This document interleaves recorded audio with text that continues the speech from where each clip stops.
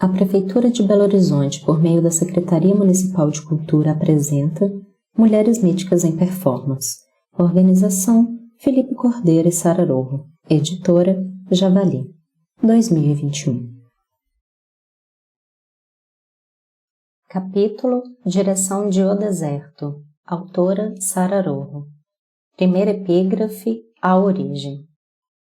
O primeiro contato que tive com o romance de Carlos Franz El Desierto, 2005, não foi quando a obra foi publicada nem quando ganhou o prêmio La Nation Sul-Americana. Foi no verão de 2015, quando resolvi sair da bolha do teatro e ler romances chilenos. Minha leitura dessa obra me provocou uma explosão de imagens pela quantidade de planos em jogo. A história, a filosofia, a política, a cultura pré-colombiana e a memória, só para mencionar alguns. Eu deixei o Chile em 1988 para ir estudar nos Estados Unidos. Voltei durante a democracia em 1991 e já era diferente. Depois saí em 1993 rumo ao Brasil e inúmeras vezes tenho retornado. A última vez foi durante os protestos de 2019. Nesta conjuntura, voltei a viver o toque de recolher, tiros na madrugada, muita gente tentando ser escutada, principalmente jovens, e um poder com tampões nos ouvidos.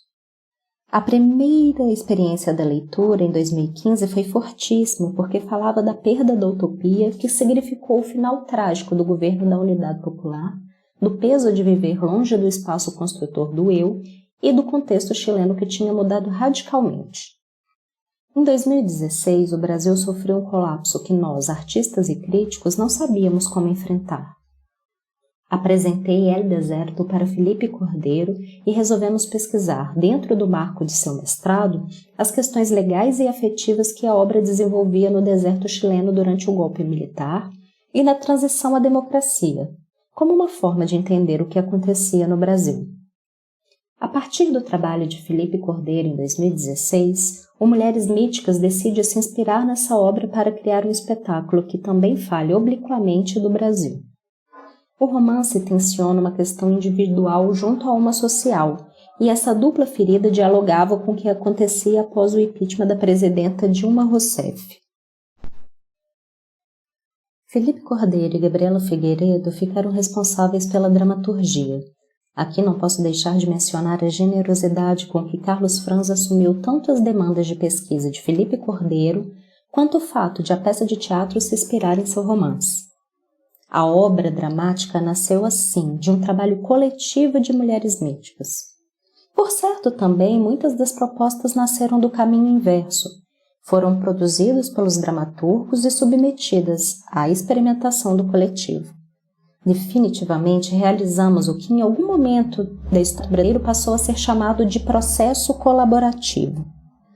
Esse processo foi produzido a partir do romance, que, segundo Grinor Rojo, é o mais completo do período ditatorial e de transição.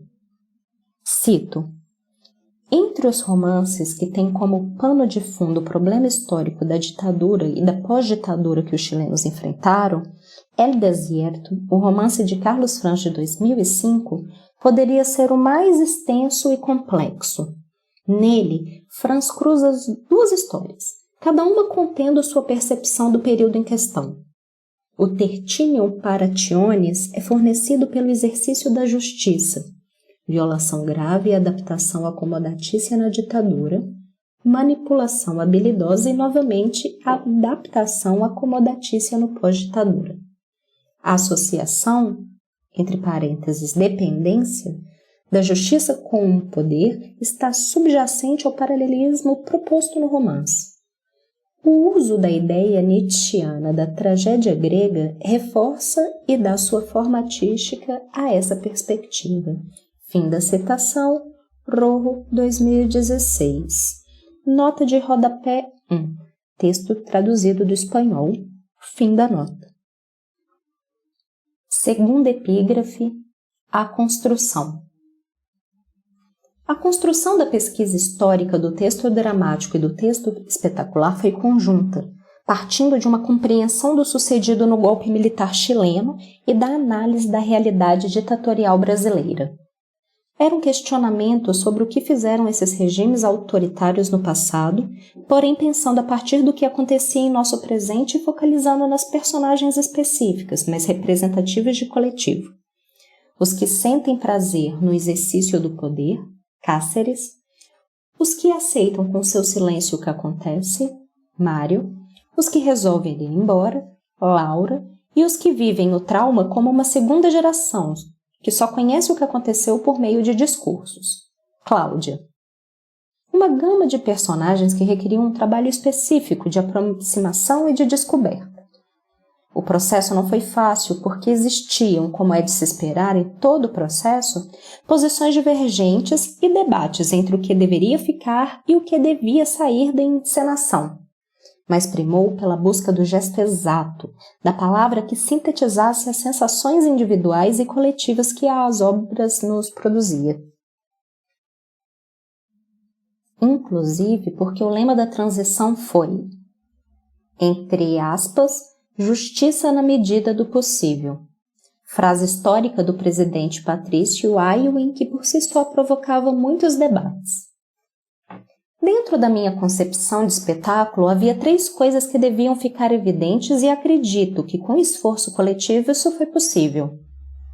O absurdo da lógica da justiça na medida do possível, com profundidade filosófica que esse debate traz, a força das mulheres, inclusive no trauma, e uma esperança de que se pode sair do espaço fechado ao qual a história fica relegada. O caminho para recriar esses debates era o palco. A reflexão sobre a justiça é uma pedra angular no livro de Franz, e assim também se efetivou em nossa peça. A revolta de 2019 no Chile testemunhou que tínhamos razão. É necessário chegar a acordos, mas existem alguns princípios que não se podem abandonar, pois levam a reformas insuficientes e à reafirmação de desigualdades que em algum momento explodem. Além do argumento, um eixo fundamental, tanto no romance quanto na peça, é a reflexão legal sobre a justiça do possível. Esta filosofia e prática tem provocado diversas revoltas porque o sujeito finalmente se sente traído por seus representantes e, inclusive, como no caso de Cláudia, por sua família. Cláudia se acorrenta, entre parênteses, literalmente, gritando por mais justiça. A imagem que criamos de Cláudia se amarrando para que a escutassem fazia muito sentido. Eu me importo em saber que você foi a juíza. Que você era a lei de um lugar que mostrou que a lei não é justa. Eu me importo em saber que no ano em que eu fui concebida, talvez na hora em que eu fui concebida, pessoas estavam morrendo e sendo violadas. E isso não era longe, Laura. Não eram pessoas de guerras distantes, dessas que aparecem nos jornais. Eram pessoas que eram mortas a poucos quilômetros da sua casa.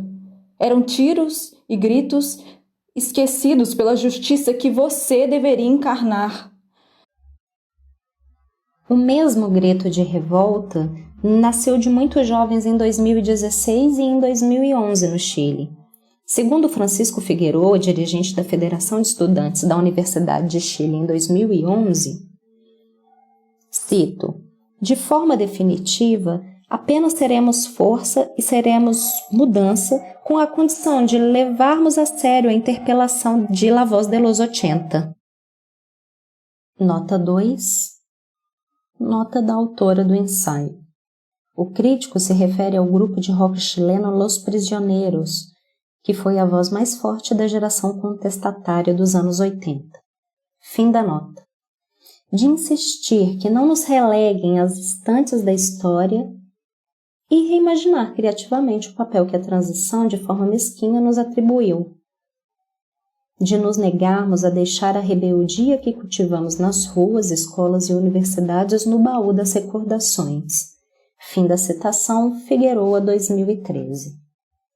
Cláudia representa esta juventude que quer mudanças, mas também a revolta das mulheres que tem aparecido sistematicamente na América Latina. Elas desejam transformar nossa sociedade e ser respeitadas. A síntese desse pensamento está na letra da performance do coletivo Las Tetes, realizada dentro do marco das mobilizações do ano de 2019 no Chile e que tem percorrido o mundo.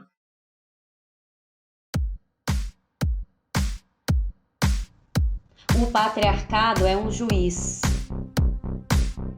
que nos julga por nascer. E o nosso castigo é a violência que você não vê.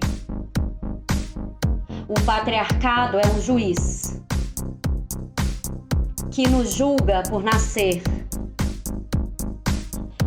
E nosso castigo é a violência que você já vê. É feminicídio, impunidade para o meu assassino, é o desaparecimento, é a violação. E a culpa não era minha, nem onde estava, nem como me vestia. E a culpa não era minha, nem onde estava, nem como me vestia. E a culpa não era minha, nem onde eu estava, nem como me vestia. E a culpa não era minha, nem onde estava, nem como me vestia. O violador era você. O violador é você. São milicos, os juízes, o Estado, o presidente. O Estado opressor é um macho violador. O Estado opressor é um macho violador. O violador era você. O violador é você. Durma tranquila, garota inocente, sem se preocupar com um bandido, que por teu sonho doce e sorridente, vela teu amante policial. O violador é você. O violador é você. O violador é você. O violador é você. Nota 4. Texto traduzido do espanhol. Fim da nota. A personagem Cláudia exige respostas e não aceita evasivas. O exílio que viveu junto à mãe fortaleceu essa decisão. Lembremos que a personagem Laura saiu de um país dividido para o exílio e voltou para outro que nunca mais será o mesmo que deixou. Foi um desafio trabalhar com essa força da juventude, porque significou mergulhar em uma etapa da vida na qual o medo não existe. Pelo contrário, a personagem Laura, com suas culpas, com seus traumas, com uma história escrita mais pelo contexto do que por ela própria, constituía um desafio, mas dizia a respeito a uma terra que me era familiar. Era retomar a minha própria existência com dor, mas também com a certeza de que é possível trazer o passado para o presente para transformá-lo. A imagem de Laura com seu manto, como a Virgem, entrando no território de Cáceres para pagar com seu corpo a liberdade de detentos políticos, representava o sacrifício largamente celebrado dentro do modelo mariano existente a partir da colônia na América Latina. Cito: o culto à Virgem Maria havia surgido espontaneamente no Chile no final do século XVII, antes de sua consagração, principalmente por meio de práticas devotas, como entre outras o mês de Maria. Porém, somente no final do século XIX surgiu a necessidade de tirar proveito dessas práticas para converter a figura de Maria em um modelo feminino que tivesse o status de imperativo ético e canônico. Fim da citação, Salazar, 2019. Nota 5. Texto traduzido do espanhol. Fim da nota. Laura realiza sua ação movida por duas estruturas do superego. Sou juíza e devo restituir a justiça porque essa é minha função na sociedade, e sou mulher e tenho um modelo a seguir. De fato, esse modelo tem a ver com o sacrifício e com a entrega a marianos. O figurino foi construído com um manto azul e que internamente era vermelho, situação que potencializava sem palavras essa dimensão de entrega e dialogava com um conflito secundário presente no romance, a desaparição da imagem da Virgem. A peça gera muitos temas polêmicos.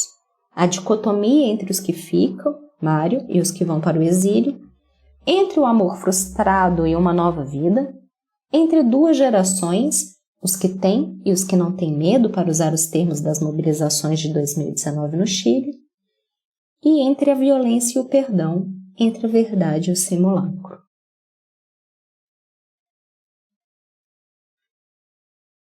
Terceira epígrafe, a estética.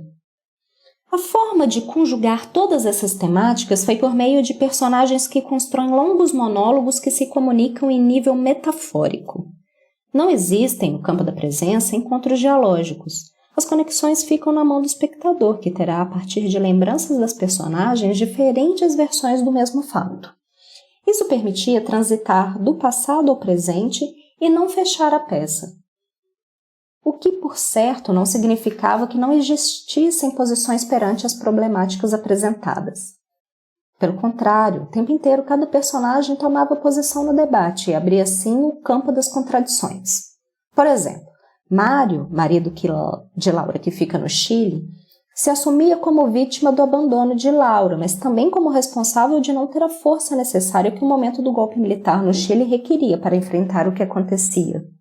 O medo falou mais forte. A realidade, ou melhor, os fatos históricos e ficcionais eram contados a várias vozes, e o sujeito era visto por si mesmo e pelas outras personagens. A ideia era que estas personagens transitassem pelos espaços reflexivos pessoais que compartilhavam entre eles e com o público, mesmo em dimensões diferentes. A técnica era dialogar com o outro personagem, mas essa conexão com o outro se dava apenas no campo simbólico.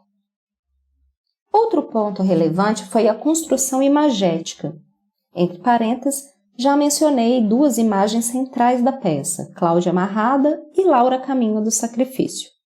Essas imagens foram combinadas com uma iluminação e um diálogo em vídeo que traziam a narrativa ao momento presente da encenação, mas que também levavam o passado ditatorial no Brasil e no Chile. Esse cruzamento de territórios permitia contextualizar a peça e dialogar com ambas realidades. Além destas, outra imagem central na peça e que estrutura o discurso é o espaço mítico do deserto. No romance, a cidade fictícia de Pampa Hundida. De fato, esse espaço nascia uma personagem que remetia a rituais e formas próprias dos povos pré-colombianos que habitavam e habitam essas terras.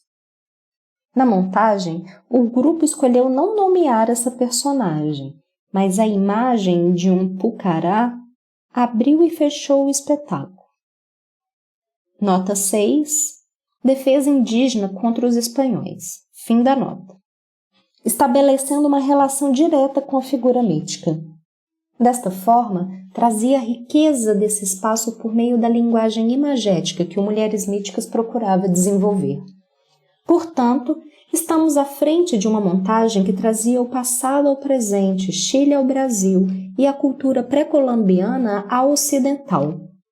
Esses diálogos utilizavam outros recursos como poesias ou canções, muitas vezes cantadas pelos próprios integrantes do coletivo, que remetiam a esse entrecruzamento de culturas, nacionalidades e tempos. Referências: Felipe Cordeiro, Gabriela Figueiredo, O Deserto. Francisco Figueroa, Llegamos para quedarnos. Carlos Franz, El Desierto. Las Tetes, El Violador eres tú. Grino Rojo, Carlos Franz. El Deserto y la doble tragedia de Chile, Análisis de literatura chilena. Gabriel Salazar, Patriarcado Mercantil e Liberação Feminina. Incentivo, Lei Municipal de Incentivo à Cultura de Belo Horizonte, Projeto 1892/2018.